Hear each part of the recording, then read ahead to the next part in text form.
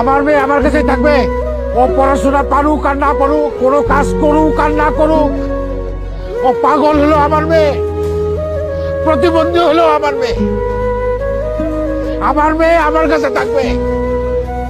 আর ও কারো বুঝা না।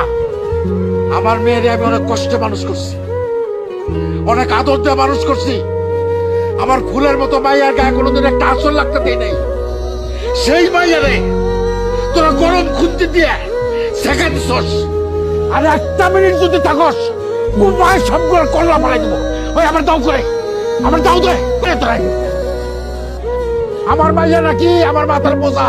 আরে মাইয়ারা কোনোদিন বাপের বোঝা হয় না। মাইয়ারা বাপের মাথার মুকুট, ছোট লোকের বাচ্চা।